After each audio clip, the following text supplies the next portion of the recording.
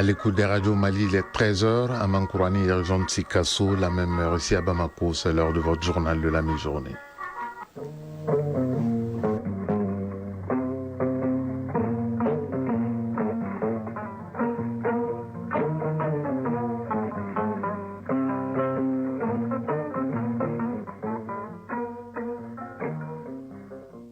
Le journal, Ousmane Daoud. Mesdames et messieurs, bonjour à la une de cette session d'information. C'est parti depuis ce matin pour la 29e édition de l'espace d'interpellation démocratique au Centre international de conférence de Bamako. Cette année encore, les questions foncières dominent les débats. Nous serons en direct depuis le Centre international de conférence de Bamako avec Seydou Traoré. Le Premier ministre, ministre de l'administration territoriale et de la décentralisation, le général de division Abdoulaye Maïga en Guinée depuis hier pour raffermir les liens entre les deux pays, à savoir le Mali et la Guinée, mais aussi ouvrir des corridors de transit pour les Maliens. Évolution du phénomène migratoire, regard croisé sur l'actualité au Mali et dans le monde, c'est le thème retenu cette année par le Centre d'information et de gestion des migrants CIGEM. Il s'agit de donner plus d'informations à la presse et aux migrants pour contrer le phénomène. À Sikasso, le PAFM2 a fait beaucoup pour la région. L'heure est venue pour le projet de faire le point et le bilan. Nous serons dans le Kénédougou avec Moussokoro Sérémé. Et puis la page sportive de cette édition sera animée par Aridou Matina qui nous parlera du championnat national de football. Le Djoliba et le stade malien de Bamako sont sur le pont aujourd'hui avant leur confrontation du week-end dans le derby de la capitale malienne. En chronique de l'environnement, Agibou Koulibaly nous parlera du phénomène des feux de brousse à Bandiangara et dans la région de Mopti. Voilà pour le sommaire. Dans un instant, les détails. Mesdames et messieurs, bonjour. Merci d'avoir choisi Radio Mali pour vous informer. Comme je vous l'annonçais, tout d'abord, direction le Centre international de conférence de Bamako, CICB, où se tient depuis ce matin l'espace d'interpellation démocratique, la 29e édition. Nous sommes en direct avec Seydou Traoré depuis le CICB. Seydou, bonjour. Bonjour Ousmane Daoud. Cet espace d'interpellation démocratique, 29e du nom, qu'est-ce qu'on peut retenir de l'ouverture des débats jusqu'à la pause? Alors, la 29e session de l'espace d'interpellation démocratique, vous l'avez dit, a ouvert ses portes par des hommages et surtout une reconnaissance du médiateur de la République, Mme Sanogo Aminata Malé.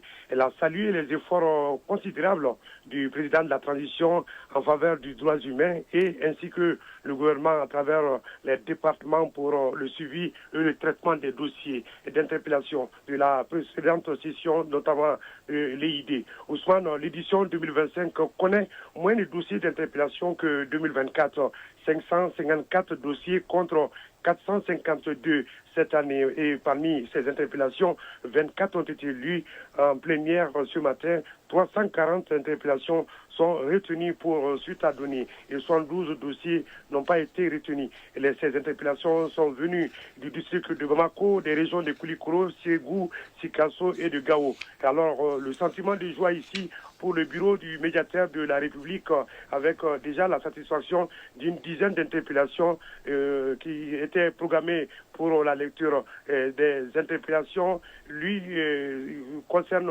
globalement les litiges domaniaux et fonciers qui dominent déjà les débats, suivis des demandes de régulation administrative, de protection sociale, des contrats et marchés publics de justice et d'éducation. Alors, à la reprise des travaux, les chefs du département ministériel concernés vont apporter des éléments de réponse aux sollicitations des citoyens. Le médiateur, il faut rappeler, a saisi l'ouverture des travaux pour saluer l'effort des chauffeurs, des apprentis, des opérateurs économiques pour l'approvisionnement du pays en hydrocarbures. Ousmane Ndao.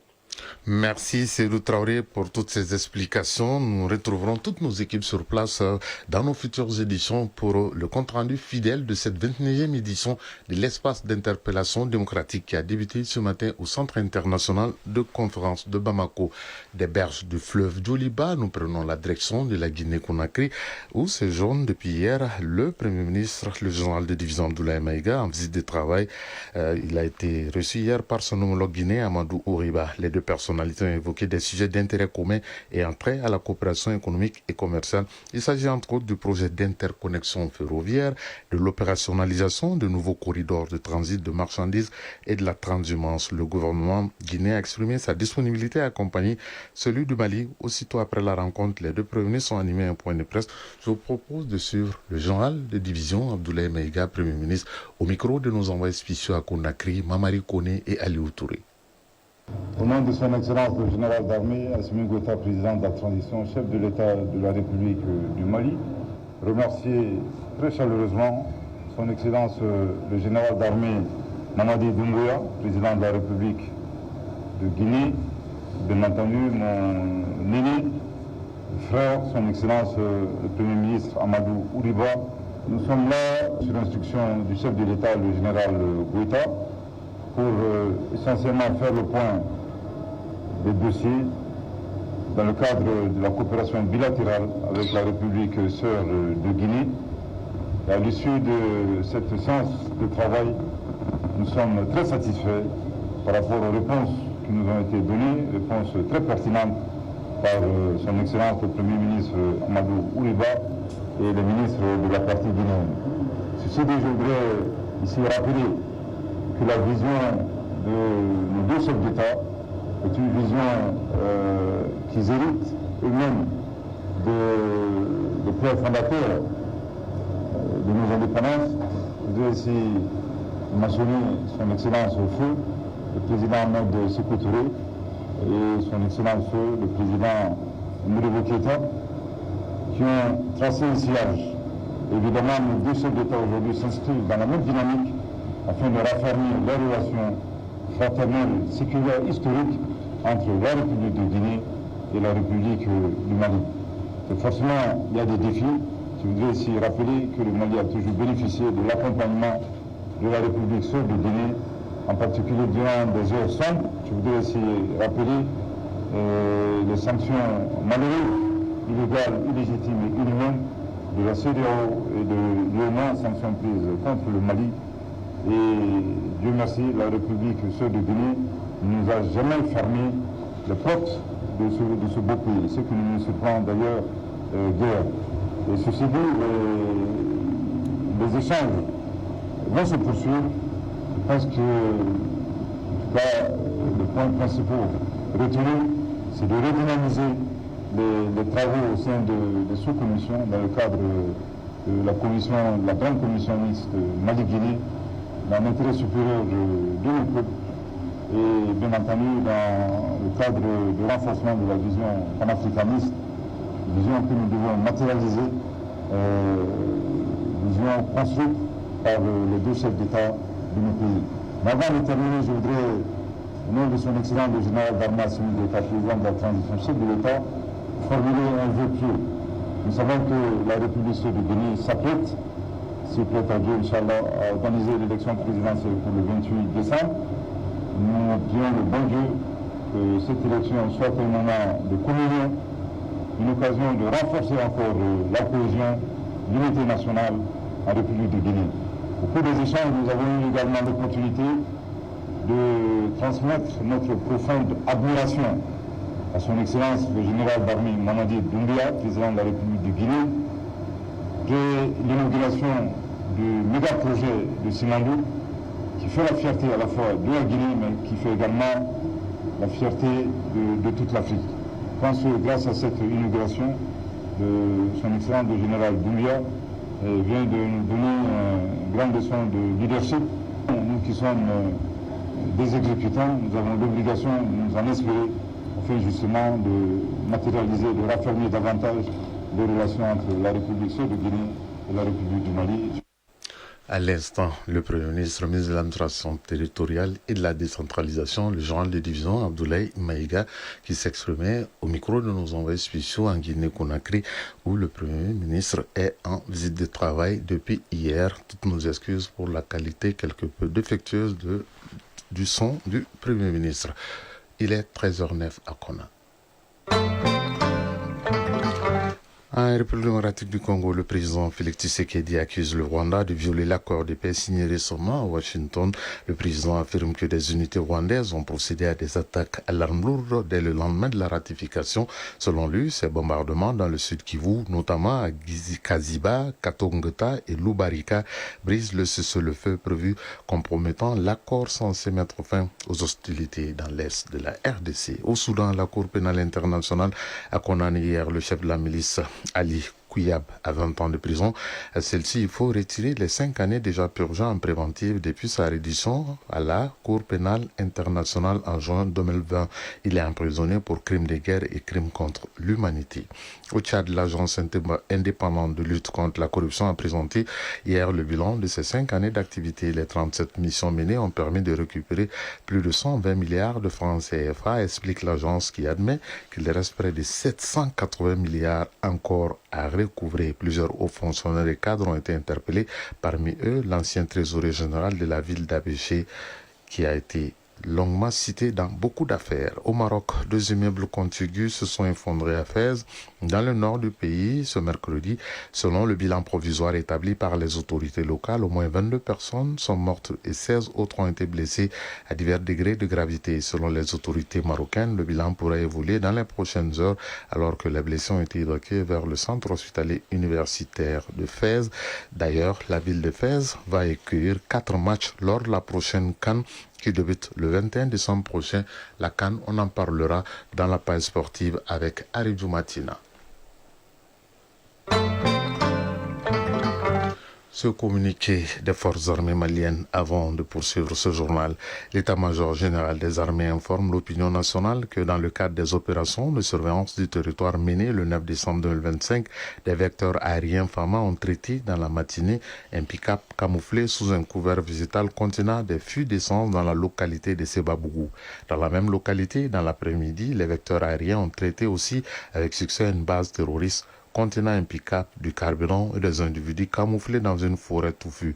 Le chef d'état-major général des armées rassure la population que la détermination des femmes à sécuriser les personnes et leurs biens sur tout le territoire national restera infaillible. Évolution du phénomène migratoire, regard croisé sur l'actualité au Mali et dans le monde, c'est le thème d'un webinaire initié par le Centre d'information et de gestion des migrants, CIGEM, sous la houlette du département en charge des Maliens établis à l'extérieur. Le cadre, qui a regroupé tous les acteurs intervenant sur des questions migratoires, vise à réfléchir et analyser les défis et les enjeux de la question migratoire. Boubacar Bablé Touré pour les détails. La migration est l'un des phénomènes sociaux qui est de nos jours confronté à de nombreuses irréalités. Et le Mali, à l'instar d'autres pays africains, fait face à de nombreux défis. Défis qui méritent une analyse approfondie sur la question de la migration. C'est bien ce qui justifie ce webinaire. Un cadre d'échange et de réflexion qui regroupe à la fois les décideurs, les partenaires techniques, les organisations spécialisées, bref, tous les acteurs impliqués dans les questions migratoires. Une initiative du Centre d'information et de gestion des migrants, CIGEM, une structure relevant du ministère en charge des Maliens établis à l'extérieur. Aboubakrine Aguissa, directeur général CIGEM. Cette rencontre représente bien plus qu'un simple espace d'échange. Elle traduit une volonté collective d'approfondir nos connaissances et de mieux comprendre les dynamiques humaines qui traversent notre pays, notre région et le monde entier. Le phénomène migratoire connaît aujourd'hui des transformations profondes. Face à cette complexité croissante, il est indispensable de disposer d'analyses rigoureuses, d'analyses multidisciplinaires ancrées dans la réalité malienne. Cet espace d'échange se veut un cadre scientifique qui permet aux acteurs d'interpréter les tendances, d'échanger les expériences et d'explorer les perspectives. D'où le choix du thème « Évolution du phénomène migratoire, regard croisé sur l'actualité au Mali et dans le monde ». Tangara Nema Guindo, secrétaire général du ministère des Maliens établis à l'extérieur et de l'intégration africaine. Le gouvernement du Mali, sous le leadership de son Excellence le général d'armée Assimi Goïta, président de la transition, a fait de la gouvernance migratoire un axe stratégique des politiques publiques. Notre démarche et repose sur plusieurs principes. D'abord, il s'agit de protéger les personnes migrantes, où qu'elles se trouvent. Nous voulons aussi renforcer la coordination institutionnelle. Le ministère, à travers le CIGEM, œuvre activement pour améliorer la collecte et l'analyse des données, harmoniser les interventions et renforcer la concertation. Au terme de ce webinaire, il est attendu un rapport final qui doit servir de base à de nouvelles orientations en ce qui concerne l'évolution du phénomène migratoire. Radio Mali à Sikasso et environ 98.3 MHz en FM. Et cette radio émet depuis Mankourani, en 3e région, 14 000 exploitants familiales appuyés, 550 entreprises et coopératives accompagnées, près de 2500 acteurs des filières, lait local et pommes de terre renforcées et 273 projets de jeunes financés. Le PAFA 2 présente un bilan significatif sur les chaînes de valeur agricole dans le Kénédougou, une dynamique que les acteurs de mise en œuvre ont appréciée à l'occasion de la cérémonie de clôture des activités de cette seconde phase, au cours de laquelle les résultats ont été partagés, les leçons apprises analysées et les mécanismes de pérennisation définis et les perspectives pour une phase 3 si possible. Moussokoro Sérémé était à la rencontre. 5 ans d'intervention, des résultats tangibles et une dynamique durable enclenchée dans les filières lait et pommes de terre. Lancé en janvier 2021 pour une durée de 5 ans, le PAFA 2 au programme d'appui aux filières agropastorales s'était fixé comme objectif de développement de contribuer à l'augmentation du revenu des exploitations familiales agropastorales, des entreprises et des personnes les plus vulnérables dans l'ancienne région administrative de Sikasso. Et à l'heure de la présentation du bilan, les bénéficiaires attestent de son empreinte sur la transformation du paysage agropastoral. Abdelkader Dambélé, président de la Ferlet de Sikasso. La potentialité est estimée à 111 millions de litres dans la région. Et jusqu'à la date, jusqu'à nos jours, les réseaux de la Ferlet ont collecté à peu près 4 800 et quelques mille litres. Avant l'arrivée du programme PAFA, dans la région de Sikasso, il n'y avait que 7 coopératives qui étaient enregistrées. Aujourd'hui, nous sommes à 85 qui sont immatriculés. On a été accompagné par le projet pour la conservation du lait local qui était les grands lacunes. Suleiman Koulibaly, président par intérim du comité régional de l'interprofession pommes de terre de Sikasso. Il y a eu beaucoup de formations dans le cadre des irrigations, et la commercialisation, la conservation. Et en plus de cela, le point le plus remarquable dans toute la capitalisation du PAFA, c'est le point de la production sémencière qu'ils ont engendré, intégré pour réduire l'importation. Le PAFA 2 a été mis en œuvre par l'UXODEV selon une approche intégrée et participative dans laquelle le Conseil régional de Sikasso a joué un rôle stratégique comme maître d'ouvrage. Une démarche soutenue grâce à un cofinancement des coopérations suisses et luxembourgeoises à travers 3 mécanismes axés sur la régie, l'appui budgétaire sectoriel décentralisé et les accords de partenariat opérationnel. Des instruments qui auront permis de renforcer l'efficacité du programme dont les résultats ont été salués par les partenaires intervenus en ligne. Yaya Bamba, président du Conseil régional de Sikasso. Des avancées significatives ont été enregistrées. Et je vous rassure de l'entière disponibilité du Conseil régional à tout mettre en œuvre pour leur consolidation et leur pérennisation. Je demeure convaincu qu'ensemble, nous bâtirons un secteur agropastoral plus résilient, plus inclusif et plus compétitif. Ibrahim Mahaman, conseiller au gouvernorat de Sikasso. Grâce au partenariat stratégique entre le gouvernement du Mali et le Grand Duché de Luxembourg et de la coopération suisse, le PAFA 2 a dépassé largement le cadre d'un simple programme. Il a été un levier puissant de transformer pour notre agriculture, un moteur de croissance pour notre région et une opportunité pour tous les acteurs du secteur agropastoral. Alors que la phase 2 du PAFA s'achève en ce mois de décembre 2025, les acteurs partagent une attente commune.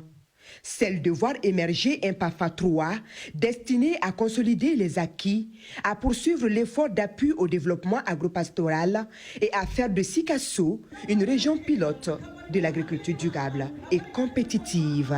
Sikasso, Moussokoro Sereme et Taïrou Konaté pour l'ORTM.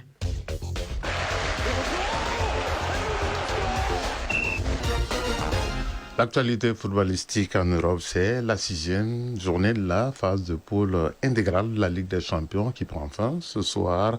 Et puis sur le continent, comme vous le savez, la CAN Maroc 2025 se profile tout doucement. Beaucoup de sélections commencent à donner leur liste et les noms des joueurs qui doivent défendre les couleurs du Mali pour la prochaine CAN au Maroc.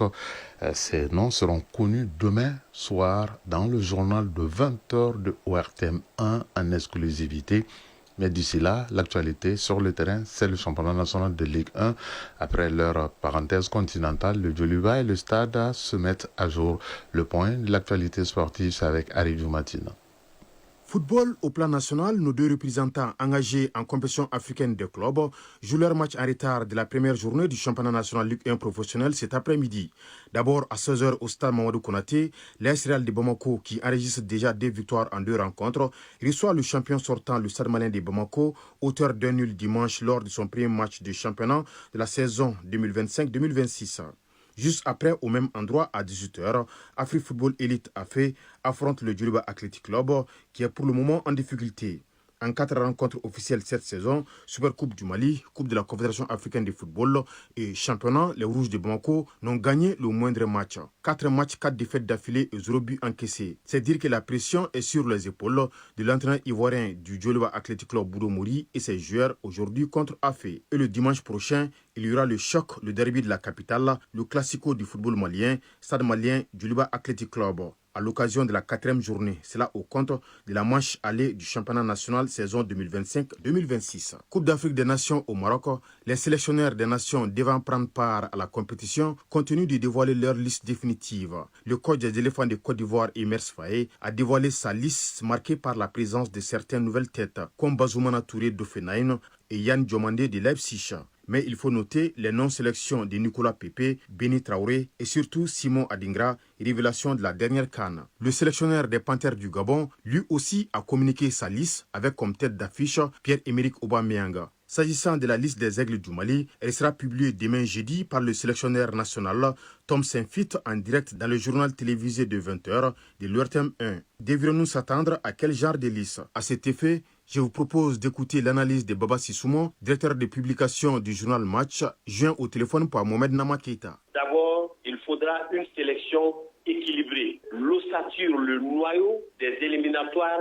existe. On pense à avoir le maximum de joueurs compétitifs. Fait sa sélection sans état d'âme. Mais le problème va être où Yves Bissouma, qui est le capitaine, il est en convalescence. Il y a un certain Amari Traoré, l'ancien capitaine qui vient de faire son retour en sélection. Son arrivée peut faire un peu d'union autour des supporters des Aigles. Ligue européenne des champions pour terminer. La 6e journée prend fin ce mercredi avec 9 oppositions, entre autres Club Bruges, Arsenal, Athletic Bilbao, Paris Saint-Germain et Real Madrid, Manchester City. Déjà hier au compte de cette 6e journée, plusieurs favoris des différentes rencontres du jour, à savoir le Bayern Munich, le FC Barcelone, l'Atlético de Madrid, Tottenham, l'Olympique de Marseille et l'AS Monaco se sont imposés. La défaite de Chelsea en Italie 2-1 chez Atalanta Bergame et celle de l'Inter Milan à domicile 1-0 face à Liverpool. Chronique de l'environnement. Et ce mercredi, cette chronique va s'intéresser aux feux de brousse alors que la saison s'installe et que les premières fumées s'élèvent déjà dans certaines zones rurales. La question des feux de brousse revient avec beaucoup d'acuité. Ce phénomène, souvent banalisé, constitue pourtant l'une des principales menaces pour les écosystèmes sahélo-soudanais et les moyens d'existence des populations. Face à la récurrence des incendies, la prévention apparaît comme la seule voie durable pour protéger les ressources naturelles et renforcer la résilience communautaire. Agibou Koulibaly. Le constat est sans appel. Chaque année, des milliers d'hectares de forêts, de pâturages et de terres agricoles partent en fumée, compromettant la fertilité des sols, l'équilibre écologique et la sécurité alimentaire. La pression démographique, l'extension des zones de culture, l'insécurité et certaines pratiques traditionnelles amplifient les risques. Toutefois, les populations restent loin d'être démunies. Abdul Karim Samakedi Badi, initiateur de Kungoso. Comme système d'alerte précoce, en son temps, nous avons eu à utiliser les sifflets. Et quand j'avais des pare-feux autour de Kungoso, j'ai même utilisé le système de pétards, enfui par endroits. Et que même quand les gardiens dormaient et que la nuit, ils entendent les pétards dont le bruit est différent du bruit du coup de feu. Mais aujourd'hui, c'est à travers le système de téléphone que le plus souvent, les chasseurs communiquent à propos de feux de brousse. Et les cellulaires étant disponibles dans toutes les contrées aujourd'hui du Mali, même avec le système de réseautage, on peut prendre des images et envoyer rapidement. Les services forestiers tentent de renforcer cette dynamique. Des patrouilles saisonnières sont déployées, des campagnes de sensibilisation sont menées dans les langues locales et des dispositifs d'alerte sont mis en place. Colonel Lagabé Maïga, directeur régional des eaux et forêts de Bandiangara. La solution la plus pérenne, on ne cessera jamais de le dire, c'est le citoyen modèle, c'est la citoyenneté. En ce sens que nous devons comprendre que les dangers peuvent venir de notre comportement, de notre négligence vis-à-vis de notre forêt. Mais en termes de dispositions techniques, nous préconisons quand même qu'au niveau de nos zones sensibles, là où par exemple il y a le peuplement pur de nos formations naturelles, et là où il y a des habitats de faune qui sont reconnus par tous, là où il y a des grands pâturages, des zones de pâturage qui sont reconnues, en collaboration avec les services de l'élevage, qu'on puisse mettre quand même des pare-feux autour de ces infrastructures.